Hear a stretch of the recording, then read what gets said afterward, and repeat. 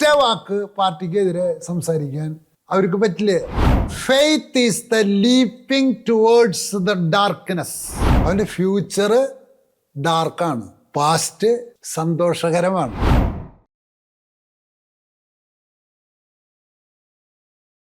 സ്നേഹമുള്ളവരെ, Soren Kierkegaard എന്ന തത്വചിന്തകൻ്റെ അസ്തിത്വവാദത്തെക്കുറിച്ചാണ് ഇന്ന് ഞാൻ നിങ്ങളോട് സംസാരിക്കുന്നത്. അദ്ദേഹം അബ്രഹാമിനെയാണ് അസ്തിത്വവാദിയായി കണക്കാക്കുന്നത്. ഞാൻ അസ്തിത്വവാദത്തെക്കുറിച്ച് 2 എപ്പിസോഡുകൾ മുൻപ് ചെയ്തിട്ടുണ്ട്.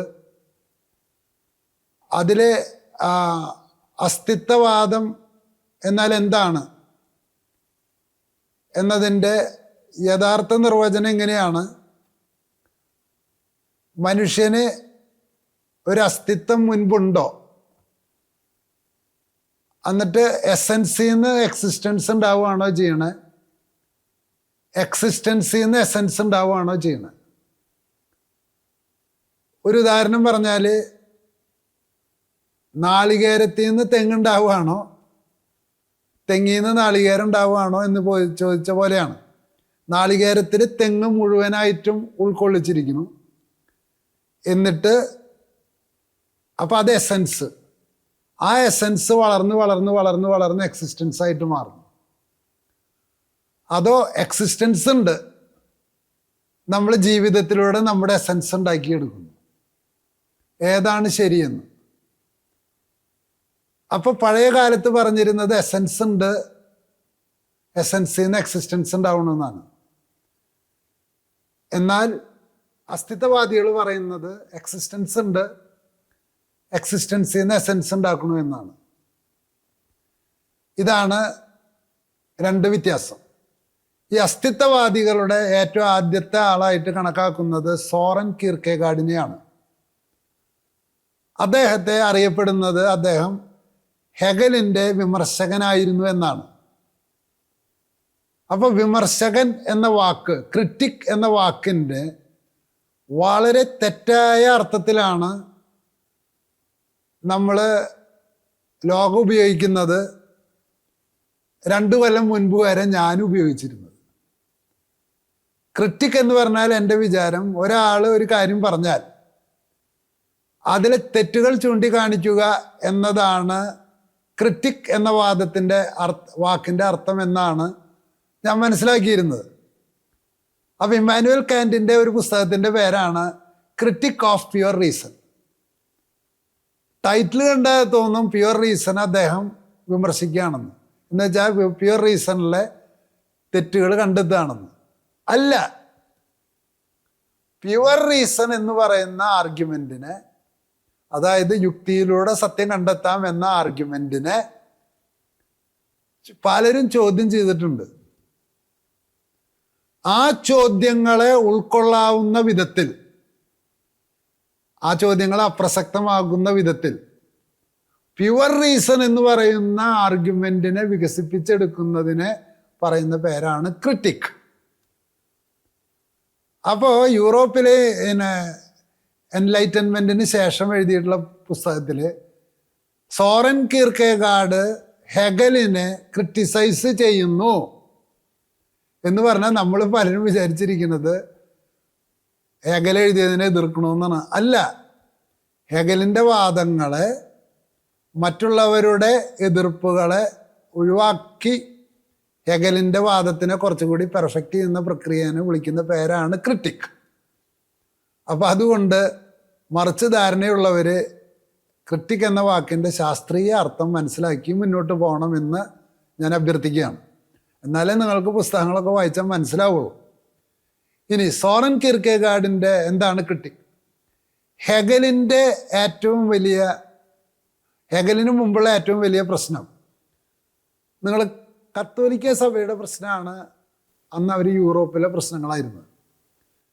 കത്തോലിക്ക സഭയുടെ പ്രശ്നം എന്ന് പറഞ്ഞാൽ ആരാധന, ജീവിതം, ഇതെല്ലാം സാമൂഹികമാണ്. എന്ന് വെച്ചാൽ സോഷ്യൽ ലൈഫിന് മാത്രമാണ് ക്രൈസ്തവ സമൂഹം പ്രാധാന്യം കൊടുക്കുന്നത്. അപ്പം വ്യക്തിയുടെ സ്വാതന്ത്ര്യത്തിനോ പ്രാധാന്യമില്ല. കത്തോലിക്ക സഭയുടെ ഇന്നും പരിമിതി പരിശോധിച്ച് നോക്കിയാൽ നിങ്ങൾക്ക് കാണാം, ദൈവത്തെ ആരാധിക്കുക, ഒറ്റയ്ക്ക് പ്രാർത്ഥിക്കുന്ന ആരും കത്തോലിക്ക സഭയിലില്ല. ഞാനും ദൈവവുമായിട്ടുള്ളൊരു ബന്ധമില്ല കത്തോലിക്ക സഭയിൽ. വിശ്വാസി സമൂഹവും ദൈവമായിട്ടുള്ള ബന്ധമുള്ളൂ. അതുകൊണ്ട് ആരാധന എന്നത് സാമൂഹിക ആരാധനയാണ്. ഇതിനെ ചോദ്യം ചെയ്തുകൊണ്ടാണ് മാർട്ടിൻ ലൂതർ രംഗത്ത് വന്നത്. മാർട്ടിൻ ലൂതർ പറഞ്ഞു, ഒറിജിനൽ മാർട്ടിൻ ലൂതറിൻ്റെ തിസിസ്, വ്യക്തി മറ്റാരുടെയും മധ്യസ്ഥം കൂടാതെ നേരിട്ട് ദൈവവുമായി സംവദിക്കുന്ന ഒരവസ്ഥയാണ് യഥാർത്ഥ ക്രിസ്തീയ ജീവിതം എന്ന് പറഞ്ഞു. അപ്പോൾ ഒരു ഭാഗത്ത് സമൂഹത്തിന് പ്രാധാന്യം കൊടുത്തപ്പോൾ മറ്റേ ഭാഗത്ത് വ്യക്തിക്ക് പ്രാധാന്യം നൽകി.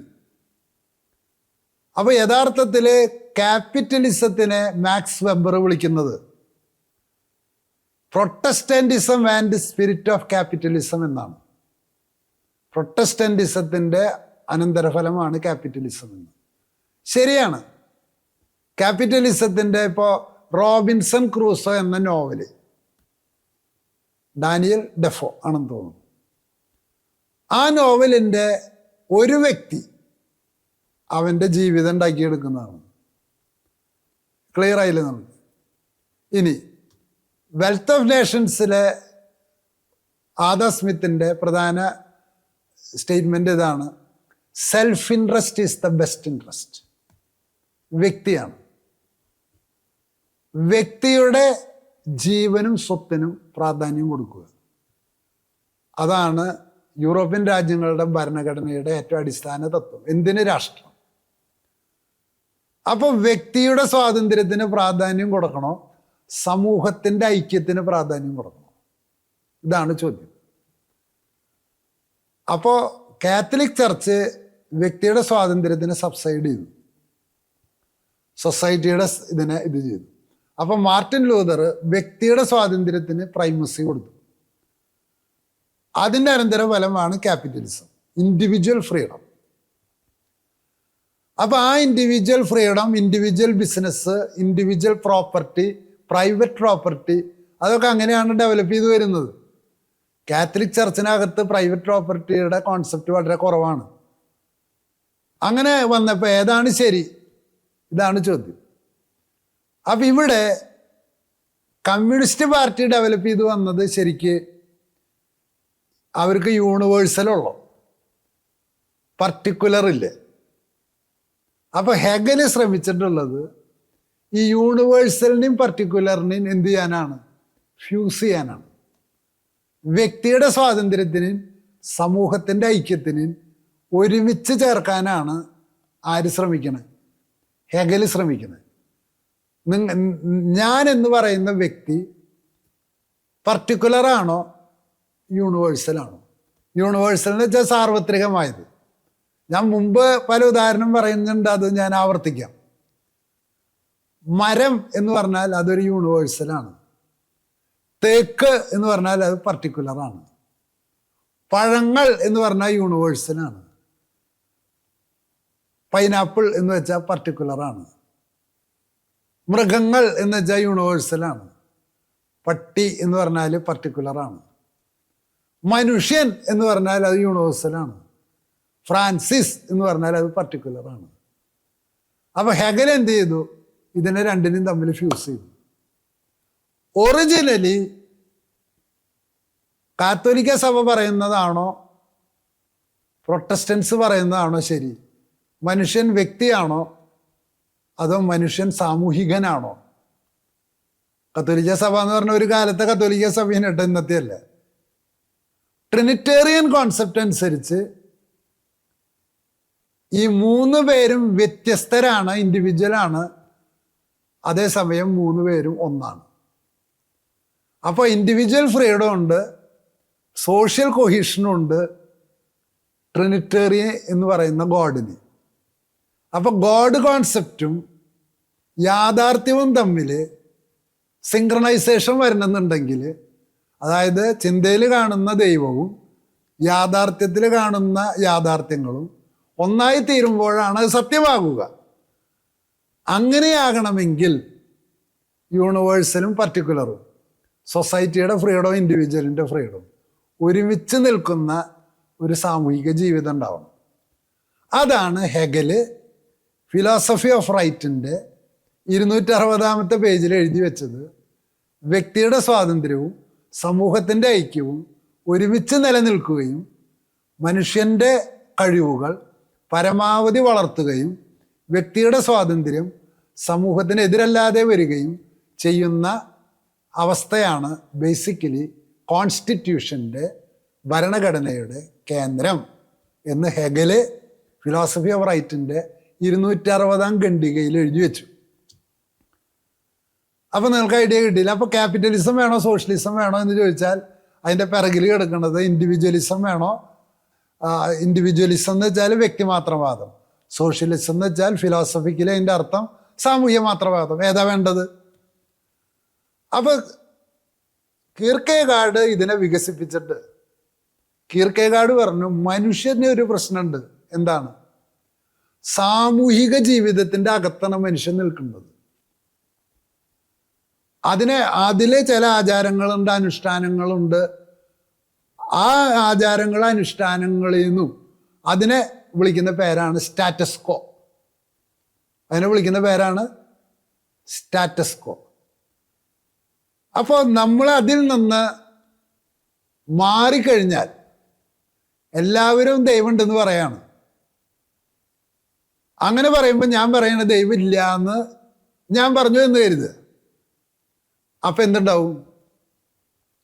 ഓട്ടോമാറ്റിക്കായിട്ട് ദൈവം ഉണ്ട് എന്ന് പറയുന്ന ആൾക്കാരൊക്കെ ഇല്ല എന്ന് പറയുന്ന ആളെ എതിർക്കും.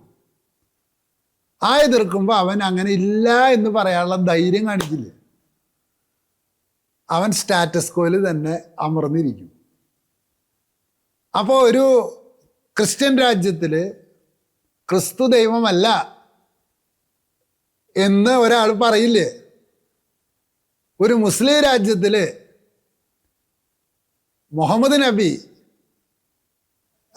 യഥാർത്ഥ പ്രവാചകനല്ല എന്ന് പറയാൻ ഒരാൾ ധൈര്യം കാണിച്ചില്ലേ? കാരണം എന്താണ്? അതിൻ്റെ പ്രത്യാഘാതങ്ങൾ അവനുണ്ടാവും. അതുണ്ടാക്കുന്ന ഡ്രെഡ് ആൻഡ് ഫിയർ, ഭയം, ഉത്കണ്ഠ, ഇത് രണ്ടും അവൻ്റെ മുമ്പിൽ വന്ന് നിൽക്കണം. അപ്പോൾ അവൻ എന്ത് ചെയ്യും? ഞാനായിട്ട് ഇതിപ്പോൾ എന്തിനാ ചെയ്യണേ? ഒരു ഓഫീസിൽ എല്ലാവരും കൈക്കൂലി വാങ്ങാണെന്ന് കരുതി, ഒരുത്തന് അതിനെതിരാണെന്ന് വന്നാൽ പോലും അവൻ പറയും, അതെ എനിക്ക് കൈക്കൂലി ഒന്നും വേണ്ട, പിന്നെ നിങ്ങളായിട്ട് പിണങ്ങാൻ ഞാൻ ആഗ്രഹിക്കില്ല, അതുകൊണ്ട് വീതം വയ്ക്കുമ്പോൾ എനിക്കൊരു വീതം വെച്ചോ, ഞാനത് വല്ലവർക്ക് ദാനം ചെയ്തോളാം. നുണയാണ്. അവനതിൽ നിന്ന് ആ സ്റ്റാറ്റസ്കോ ഒന്നും മാറാൻ പറ്റില്ല. അപ്പം യൂണിവേഴ്സലിൻ്റെ ഉള്ളിൽ ഒതുങ്ങിക്കഴിയാനാണ് എല്ലാ മനുഷ്യരും ആഗ്രഹിക്കണേ. അതുകൊണ്ടാണ് സൊസൈറ്റിക്ക് പുരോഗതി ഇല്ലാതിരിക്കുന്നത്.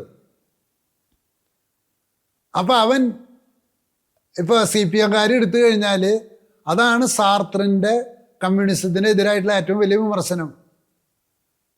അതായത് നിങ്ങൾ ശ്രദ്ധിച്ചാൽ കാണാം, CPM എല്ലാവരും ഒരേ ആർഗ്യുമെൻ്റേ പറയുള്ളൂ. അവരെ ക്യാപ്സ്യൂൾ ഇറക്കൊന്നും വേണ്ട, എല്ലാവരും ഒരേ ആർഗ്യുമെൻ്റ് പറയും. കാരണം അതിൽ നിന്ന് വ്യത്യസ്തമായിട്ടൊരു കാര്യം അവർ പറയാനായിട്ട് അവർക്ക് ഭയമാണ്. അപ്പോൾ ശരിക്കും പറഞ്ഞാൽ പക്ഷെ അവരൊക്കെയാണ് അസ്തിത്വവാദത്തെക്കുറിച്ച് വാദം വരാതെ സംസാരിക്കുന്നത്.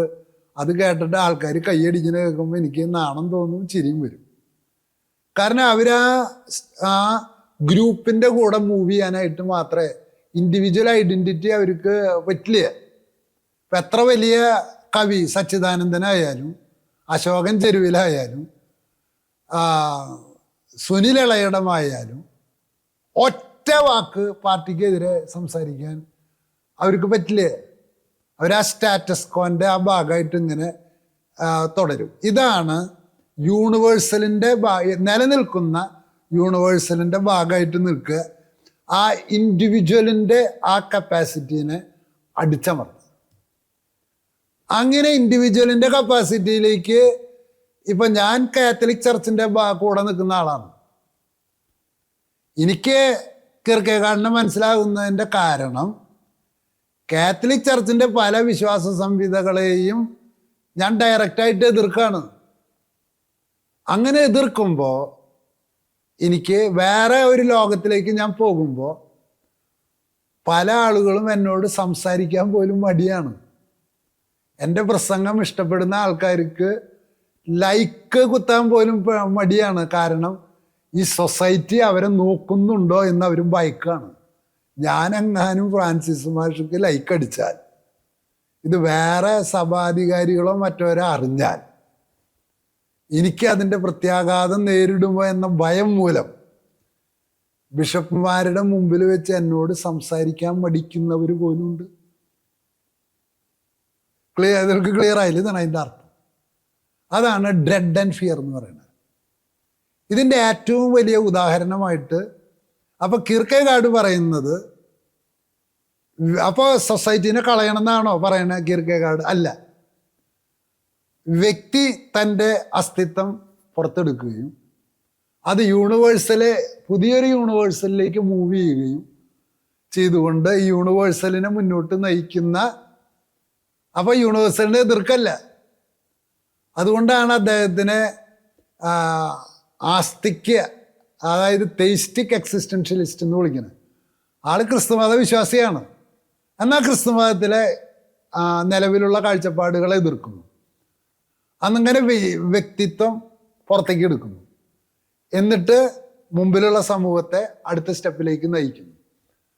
അപ്പോൾ ഈ ഇൻഡിവിജ്വാലിറ്റിയും യൂണിവേഴ്സാലിറ്റിയും തമ്മിലുള്ള ഡയലക്റ്റിക്സ് വ്യക്തിയുടെ ജീവിതത്തിൽ ഉണ്ടാകുന്നതാണ് കിർക്കെഗാഡിൻ്റെ അസ്തിത്വവാദം. ഇവിടെ ആൾ പറയാണ് ഇതിൻ്റെ ഏറ്റവും വലിയ ഉദാഹരണം എന്ന് പറയുന്നത് അബ്രഹാമാണ്. അബ്രഹാമിൻ്റെ കിർക്കെഗാഡിൻ്റെ വാദം പൂർണ്ണമായിട്ടല്ല ഞാൻ അവതരിപ്പിക്കുന്നത്. കിർക്കെഗാഡ് പറയുന്നത് അബ്രഹാം ഭയങ്കരമായിട്ടുള്ളൊരു ലീപ്പാണ് ചെയ്തുകൊണ്ടിരിക്കുന്നത്.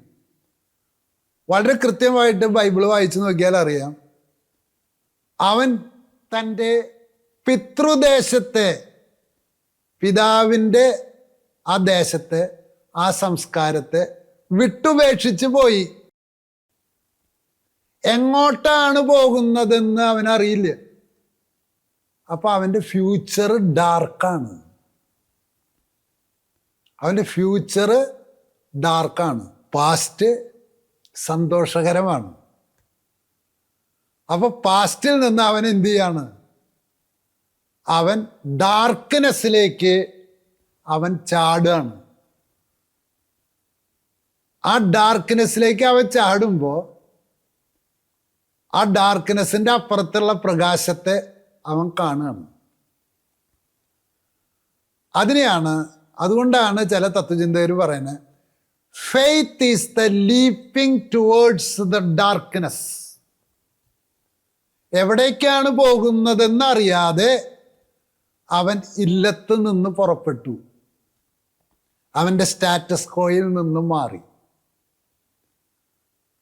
അപ്പം മകനെ കൊല്ലുക, അതിനാണ് ആള് ഇത് ചെയ്യുന്നത്. മകനെ കൊന്നാലും അവനെ തിരിച്ചു കിട്ടുമെന്നുള്ള പ്രതീക്ഷ, അതാണ് വിശ്വാസം. ഒന്നുകൂടി പറയാം, മകനെ കൊന്നാലും തിരിച്ചു കിട്ടുമെന്നുള്ള പ്രതീക്ഷ.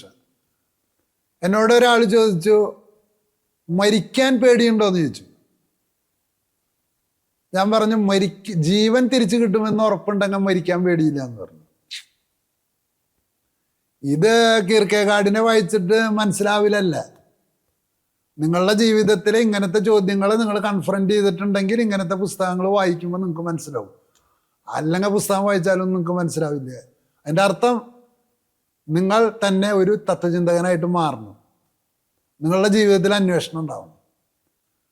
അപ്പം അതുകൊണ്ട് ദൈവത്തെക്കുറിച്ച് ദൈവവിശ്വാസിക്ക് പൂർണ്ണമായിട്ട് അറിയാമോ? കീർക്കെഗാഡ് പറയണത് ദൈവവിശ്വാസിക്ക് ദൈവത്തെക്കുറിച്ച് പൂർണ്ണമായിട്ട് അറിയില്ലേ, എനിക്ക് പൂർണ്ണമായിട്ട് ദൈവത്തെക്കുറിച്ച് അറിയുമെന്ന് ദൈവവിശ്വാസി പറയുകയാണെങ്കിൽ അവർ നുണയാണെന്ന്. അപ്പൊ there is an element of darkness. അവിടെയാണ് ദൈവം ഉണ്ടോയെന്ന് ആര് ചോദിക്കേണ്ടത്? ദൈവവിശ്വാസി തന്നെ ചോദിക്കേണ്ടത്. അവന് പേടിയാവും. അതാണ് അന്വേഷണം. അപ്പൊ വിശ്വാസി നിലവിലുള്ളതിൽ നിന്ന് മുന്നോട്ട് ചാടിയ, അതായത് പിതൃഭവനത്തെ ഉപേക്ഷിച്ച് ആ പിതാവിൻ്റെ ഭവനത്തിൻ്റെ എല്ലാ സൗകര്യങ്ങളെയും അവൻ പാലിച്ചുകൊണ്ട് നിൽക്കുകയാണെങ്കിൽ അവന് സന്തോഷകരമായിട്ട് ജീവിക്കാം ആ സമൂഹത്തിൽ. അവിടെ അവൻ മകനെ ബലിയർപ്പിക്കാൻ കൊണ്ടുപോകുമ്പോൾ പോലും അവൻ്റെ മുമ്പിലുള്ളത് ദൈവം എൻ്റെ മകനെ എനിക്ക് തിരിച്ചു തരുമെന്നാണ്.